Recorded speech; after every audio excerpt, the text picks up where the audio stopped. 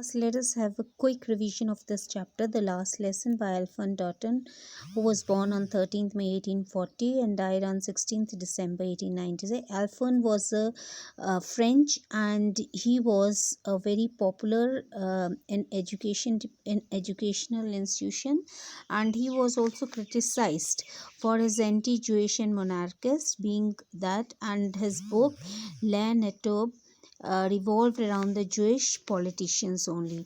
And if we talk about the background of this lesson, the last lesson, it is about the Persian was a very powerful European empire which consists of German, Poland, and parts of the Australia. They had that it had the war in 1971 between Prussia and the France, and France was defeated, and major cities of France, that is Alsace and Lorraine, went into the hands of the Persians, and it passed. And the effect of the rule of Persian, it affected their language, and Berlin, it passed the ban of the French language and also the German, that is to be taught in Alsace and Lorraine school. And this chapter, it deals with the ban of the French teacher, and the last lesson here conveys about the ban of French language, and the last lesson to be taught, that was the French.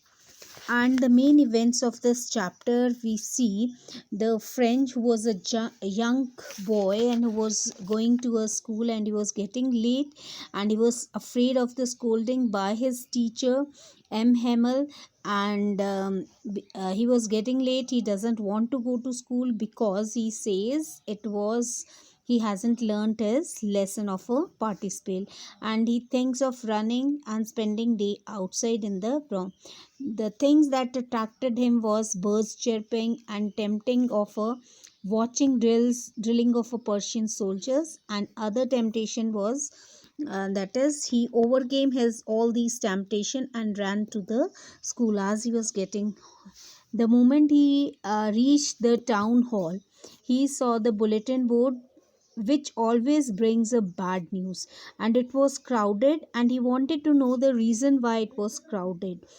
Um but he thought it was just a waste of time standing over there, so he ran from there. And usual scene at the school is that it is full of hustle and bustle, sounds of opening and closing of a desks, repetitions of lesson in unison, striking of teachers, ruler on that. This is a journal aspect of a school that we see in the school. But on that day when the French, he reaches the school, he find a difference in the school. Everything was silent. M. Hamel was specially dressed. Classmates was already there in time. Surprising things in the classroom that he noticed, that is, M. Hamel was little silence. The class was very serious, and even the village elderly, they were sitting at the last of the bench. Then M. Hamel, the way he was addressing to the students, M. Hamel demands a full attention. He wanted everybody should be attention. Last lesson of a French. He told them that it was the last lesson of a French, as the Berlin has the German people, they had who's now ruling, and the Alsace and Lorraine has gone into their hands, and they were supposed to be taught the French, that is a German instead of a French to be banned. Franz feels sorry for ignoring his lesson, and he's now very unhappy that he did not pay any attention to his this language.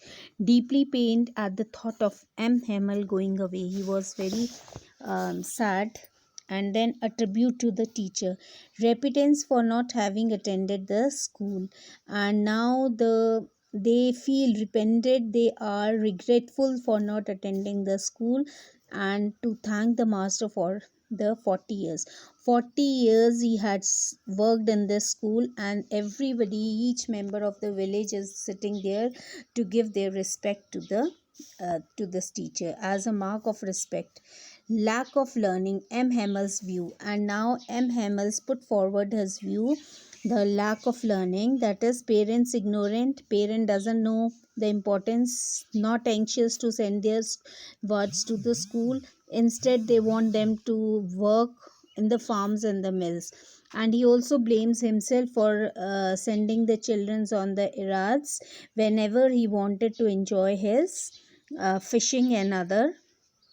And that is M. Hammel's last lesson. Now he calls the French language the most beautiful language, as gives him their lessons in grammar and wants to teach them everything in one go, and gives a lesson in writing. And students' attention set to work very quickly. Pin drop silence is there. Even the beetles fail to distract them. The students are sitting so silently. Before that, they could not attend the class so silently, and now he says that even the beetles, they cannot distract them. M. Hammel's dedication served the school for 40 years. Nothing had changed. Desks and benches had worn smooth. Walnut trees grow taller. Hop vines reach to the roof. M. Hammel's courage delivers his last lesson in history. Tears roll down from his eyes. Listeners, everyone gets emotional. And M. Hammel's spirit of patriotism. Church clock strikes 12, trumps of Prussian soldiers, and M. Hammel's right, while La France, to dismiss the class, leaves the school by making a gestures with his hand. He could not speak, he was so sad, and while La France means he love, long live France. And this is how he ends up his chapter. And we say there is one line in it which describes about, will they make them sing in the German, even the pigeons. This particular signifies that would the pigeons that coo, they would be able to change their voice, would they be able to convert them to sing in their own language. It also signifies the love for their language cannot be taken away from them. Chauvinism, linguistic chauvinism, this is what it is talking about in this chapter. Whenever any country they defeat the other, they force them to learn their own language. See, we were also, India was also invaded by many that is various peoples like Mughal came and others, and they forced the Indians to adopt their language and culture. This is what it is signifying through this chapter, the last lesson. If there is any query, you can ask me on WhatsApp.